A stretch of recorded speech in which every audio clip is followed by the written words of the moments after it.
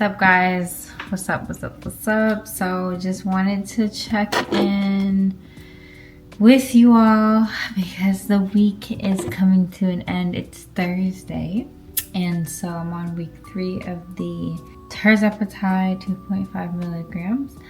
I honestly, this week I did feel nauseous, but it's because of the same thing. It's just needing to really get in a good flow and rhythm of eating the right things. Like, it requires discipline, like I keep preaching to you guys. So, you know, just trying to share that very transparently here, because, you know, it is not just you take it and you stop eating. No, you have to make sure your body gets the right nutrients. You have to make sure your body gets exercise and the right movement. You have to make sure your body is getting the right amount of protein, which I said nutrients, but I mean supplements, and you're eating the right amount of protein.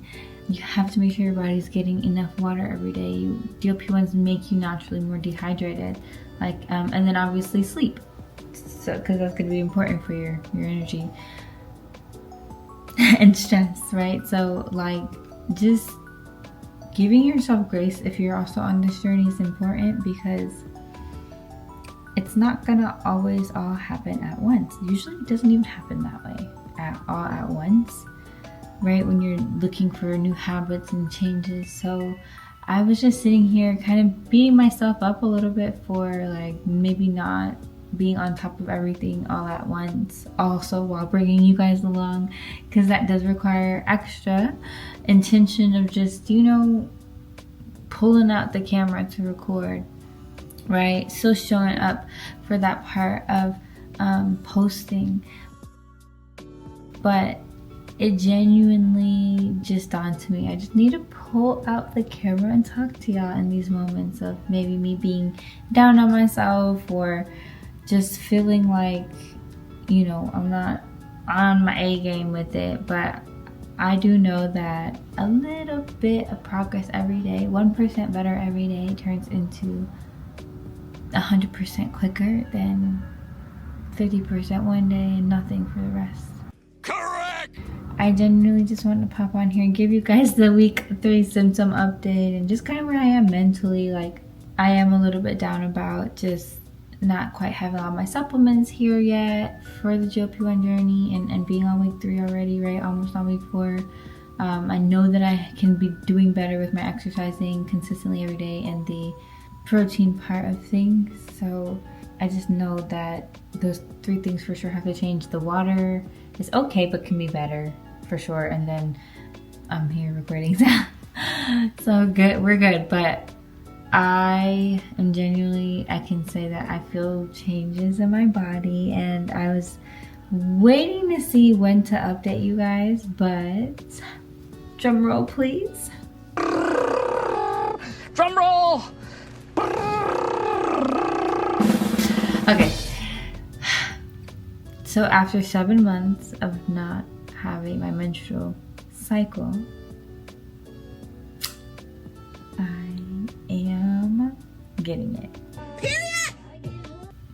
So I know that is probably not the most exciting news to most women, but the women in the PCOS community know what that struggle is, and they know exactly how it feels, or how it might feel to just be happy about something that most women kind of take for granted. Because, you know, infertility, PCOS is the leading cause of infertility in women. We just gotta take a second there to pause, because I just need you guys to, like, soak up the depth of that. PCOS is the main cause, or the number 1 cause of infertility in women. So women in this community cannot have kids. They've been trying unsuccessfully. They're down on themselves. They're wondering what's wrong with their bodies, why it's not working correctly, why can't I be like everybody else? Like, you start to quickly start getting in that type of thinking if you're not intentionally, like, pouring soul food into your brains, right? And it can be hard to do that when your body feels like it's fighting against yourself. Honestly, your levels are low, you don't have energy, you're fatigued, your bones are aching and popping and cracking, and you just have no energy despite how much time you're sleeping and resting. It's not real rest, you know, you don't feel good. It's hard to overcome that sometimes, especially if it's like a constant thing. But change does start somewhere. It's not impossible to do, don't get me wrong, because you can always change your mindset. I just know the pain is a special type of pain when it comes to PCOS symptoms, because it's like it just feels like it's never ending. And I think I have a pretty strong positive mindset. My faith is very, very deep. You know, I believe in the Lord and our Savior in Christ and Jesus, and it's like PCOS, I can confidently say has taken me there. It's taken me there to my lowest, and I've had to just kind of swallow those feelings and just mask that I didn't feel good about my body, didn't feel good about myself. You know, I didn't feel my best, healthiest self, just always getting sick or always something wrong and always maybe moody or just down, and it's not all in your head. And I needed that person that time to say it's not all in your head. But you know what?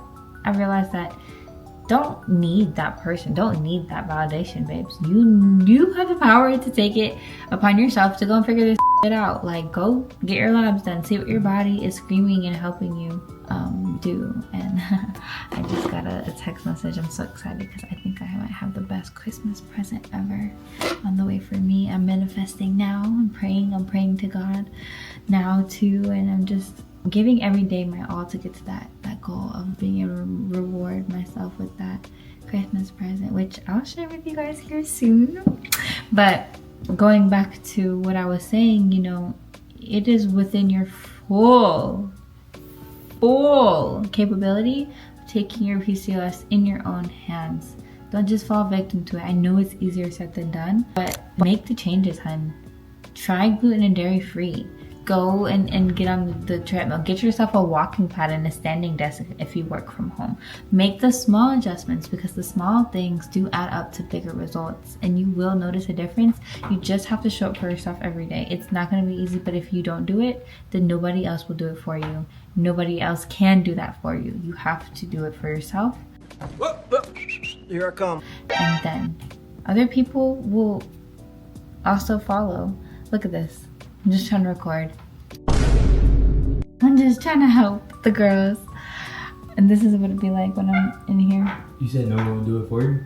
No, no one's gonna show up Tell for me you got a partner that'll do it for you. So I do, duh. Like, y'all don't understand. We'll have to do a separate video on just maybe an interview with Des and his experience of having a partner with PCOS, because that in itself is a lot.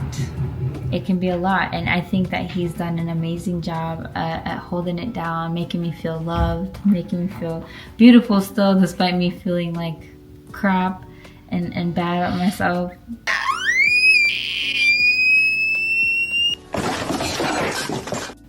And I just want to give him his 2 cents and give him his props and your flowers, babe. Oh, finally. Because, you know, I without get a camera you, every day. Without you, I don't know how I would have gotten the courage to even get here and record this and be in front of like Facts. millions of people one day. I know is gonna get to this video, and I just hope that when you do watch it, you feel safe, you feel understood, you feel seen, because PCOS can rip that from you. If you're a partner of a woman that has PCOS, understand it's gonna require you to be patient. It's gonna require you to be very, very, very just graceful. You gotta give the grace, because it's not something easy to go through when your whole body's just kind of working against itself. It's not working the way it needs to be. It's not functioning. It doesn't look like a heart attack or a stroke or epilepsy or bleeding out. It doesn't look like that. But when you actually look at it, it's like I think of it when I think of PCOS as somebody with a mask on. You might look cute outside, but then when you take off the mask and pull it off, it's just a whole lot of that they don't know too much about. It's very recent in studies. Doctors don't know, you know, what to eat, how to even diagnose it, and they're prescribing metformin and birth control and telling you to work out and do 8 miles of cardio every day. Like, listen, baby, don't let these doctors get into your head. But again, we'll talk about it. I will diverge very quickly. Y'all will get to know that about me with my little ADHD, neurodivergent brain, which I love, by the way. I'm not complaining about it. I just do think differently and process a little bit differently than most. So with the week 3 update, guys, I feel grateful that I'm getting my cycle. I know that was a very elongated, there's my TED Talk right there, the last 3 to 5 minutes, but just genuinely grateful that my body's responding to the medication. Going 7 months without a period definitely puts some worry and thought into your head of like, well, will I even be able to have kids one day if my period isn't coming? And I know research says like, yeah, you could technically ovulate and not have a period. I don't know how true that is. I really didn't look into it, but I just know that we're supposed to bleed out like every month. That lining in your uterus is supposed to shed. The old lining, why would you theoretically, like it can't be healthy that it's just sitting in the uterus though. You know what I mean? We're meant for it to shed the old every month so that the new can come in. And it's like, if my body's not doing that, then where is all that going? And that's what would be running in my head. So just knowing that my body works is comforting. And I'm happy to be in pain right now and getting my period. I know it's going to be coming here in the next probably 2 days or so. It's already here, just very, I'll not talk about it, but just be advised, if you're not a woman with a vagina, this might be a little sensitive. But yeah, it's just, you know, the old blood first. It always comes. It's called whatever blood bleeding, I don't know, but implantation if you're pregnant, but I forget the name. I don't know. Somebody who's in this field, comment below and let me know. But yeah, the older, darker blood coming out first, which I think is like old blood that just didn't shed out, and then it'll be the cycle. My cycle is usually, oh Lord, it don't come often, but when it does, it's intense.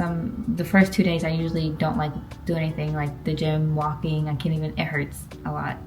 I'm in so much pain. Around days 3 and 4, it's still heavy, very, very heavy. Like I will bleed through pads every 2 hours if I don't change it. And I grew up on tampons as well, but not grew up, I was just an athlete, so I don't want to make it seem, because my mom was very against it. Just disclose that if you grew up in a Caribbean household, you know, or bicultured, you know, they don't play that. But I needed it because I played basketball, I ran track, like I got my period early, so I was kind of, it was just better. But in my older years, in discovering my PCOS journey and really getting to understand my body and getting to understand how she sheds the lining, right? In my period, it's like getting to relearn my period as a girl in my adulthood, if that makes sense. And what I realized is that I naturally just want all that stuff to shed out. So I don't mind wearing the pad because I have the ability, because I do own my own businesses and like work from home. I have the ability to go to the bathroom every 2 to 3 hours and change it. Like, you know what I mean? It's not like I'm needing to walk around all day and do anything and run. So I don't necessarily need to just kind of keep it clocked. Now, if I'm going out and I'm like closer to the ending of the cycle, which is days 3, 4, 5, or not 3, definitely not 3. 4, right, 5, 6, because my cycle usually is here for a week, 7 days. Around that time is where I'll use the tampon. So just might be TMI, but for those that can help, you know, that's just kind of why I've chosen the route when it comes to how I deal with my period and But I genuinely just wanted to guys give you guys all the updates on how I've been feeling mentally, you know, what this week 3 has brought. I do start to feel a little bit more hungry because I know my next dosage is coming up in a few days. It's Thursday, right? Friday, Saturday, Sunday, Monday. So about 3 days. So I am starting to feel a little bit more hungrier than I did in the beginning of the week. And I'm gonna order my supplements tonight. I'm gonna make that a thing. gonna do that tonight. I was trying to wait till I got paid, but I can't wait 4 more days. I have to. It's not even gonna be 4 more days. It'll be longer than that.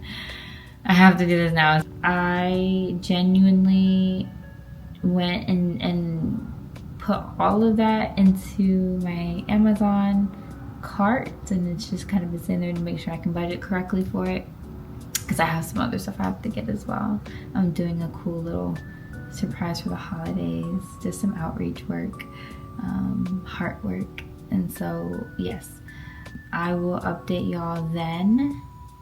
And as always, if you're not already following me, definitely hit the like, share, subscribe button. Really the subscribe with the bell, because that is what is going to allow you to stay up to date with every new diary series and post, and so you're not ever missing anything, right? Because it is a big journey coming up, or that we're on actually, and a lot of cool things coming up. I'm really excited to see what these next 60 to 90 days bring.